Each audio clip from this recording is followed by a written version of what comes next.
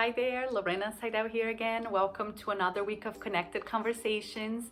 And this week we're going to talk about how to help ourselves and our children deal with failures, with mistakes or negative experiences in a powerful way. Because what happens is when we are dealing with failures, what we call failures, or mistakes or negative experiences, it makes us feel stressed, worried, anxious, frustrated, or guilty, or resentful, or depressed. And that, as we know, I explained in the earlier videos, is what moves us to this primal state of being. And from this primal state of being, we develop limiting beliefs about ourselves, others, and the world. And then these limiting beliefs impact our decisions, impact our actions and choices, and eventually our reality. So then we end up surviving instead of thriving. So what I want to invite you to do this week is to talk to your children about failure, mistakes, negative experiences, and help them flip this whole thing on its head to understand that there's no such a thing as failures or mistakes or negative experience, that there are four things behind these situations and that they can see it. You can help them find out what these four things can be or are in this particular negative situation they're experiencing. So when you're having these conversations, ask them, what if there is a lesson? So number one, a lesson or a gift in this situation. You see this as a big mistake, a failure, or a negative experience, but could there be something you're learning that you learned through this situation that will help you later on? And you can bring an example from your own life where maybe you had a failed business or a project you worked on that didn't work out, or you had a relationship that didn't work, but you've developed certain skills that later on served you in the next big project or relationship you had. So that is the first thing. The second one is, could this be redirecting you to a better path? So ask your child, maybe you see this right now as a negative experience, but this could be taking you, just redirecting you to a better path. How could that be? And share moments in your own life when you lost a job and at the moment you thought it was a big failure, but that was what has led you to have an even better job later on. Or there was a relationship that ended, or you went through something you thought at the moment that was a big failure, but it has led you to meet an even better person. Or your parents moved and you were a teenager or middle school and you thought that was terrible, you had to change schools or something, and you thought that was terrible, but that was what led you to meeting your best friend for life. So try to see if you can find these moments in your life so you can help them see that perhaps this negative situation is nothing but a redirecting. So for me, I talked to the girls, we just got this house a year ago, and in the process, we lost a couple of deals. But now we're so in love with this house and we can see that it was just life redirecting us to a better house, into a better town, and we can have gratitude for it now.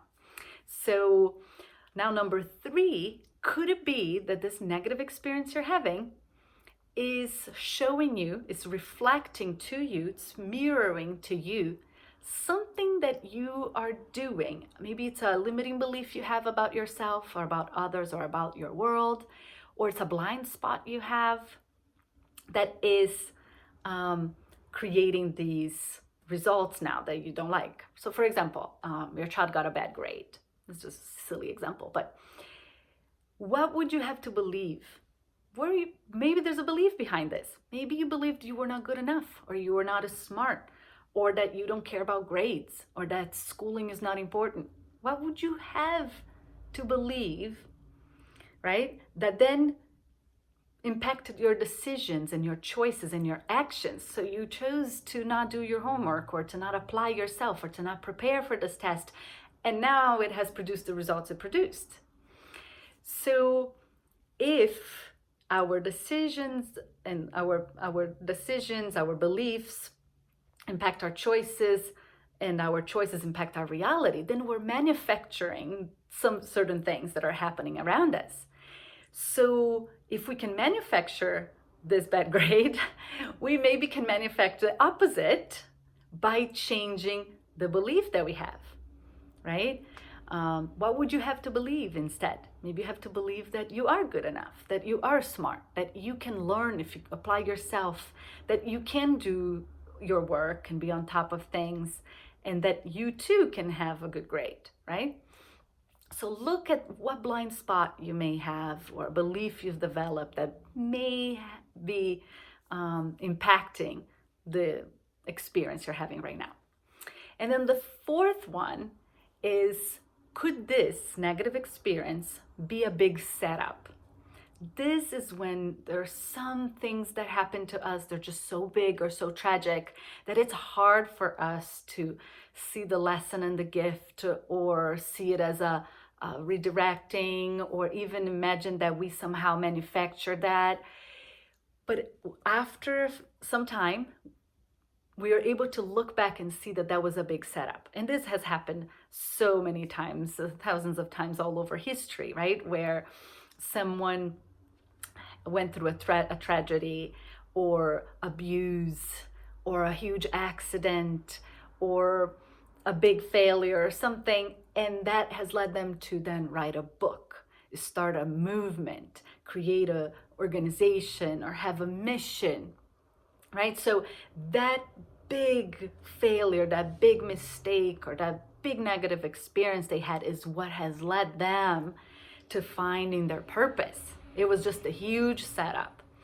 And you can talk about, I like to talk to the girls about Bethany Hamilton. She was the girl who, when she was 13, she was a surfer, and the shark attacked her and took her arm. And then 2 years later, she went on to win the championship, and then she wrote a book. There's a documentary about her, a movie about her, and she's impacted youth with disabilities all over the world, right? She found her mission. It became her purpose. That was her big setup. And you can find it in your own life. For me, was looking back in my childhood, I had that very negative dynamic, a lot of abuse. And for so long, I couldn't see a gift or a lesson or anything in there. But now I can look back and see that through the process of healing and fixing and going through dealing with the damage of that, I learned how children work, and how we behave the way we behave, and how to create positive dynamics in the family, how to break negative habits and patterns of interactions. I was able to compile the Montessori education, Waldorf education, with the social emotional learning and the mindfulness and the positive discipline and the latest brain research, everything that I did and studied and learned, right, into this methodology that now helps thousands of families create a beautiful relationship in, parent-child relationship, and bring peace into their home lives. So it became my mission, right? So that event in my childhood is what has given me my life purpose. So now I can look back and have gratitude. So when we can do this, when we can see the negative events and the failures and the mistakes as either a lesson, or a redirecting to a better path, or a reflection of a limiting belief or a blind spot, or as a big setup, then we can deal with failure in a very powerful way. So that's what I invite you to do this week. Help your children learn the habit of dealing with these situations in a way that helps them thrive instead of survive, that invites them to be in a powerful state of being, that helps them develop beautiful beliefs about themselves, about others, and about the world around them, and that helps them see and find the gratitude, which we know is what is the powers, is the source of power within us, right? It's when we can face things in a powerful way, and we can grow and learn the lessons and the skills we need from situations, that we can really thrive in life. So that is what I invite you to do this week with your children, and I'll see you next week. Thank you so much. Bye bye.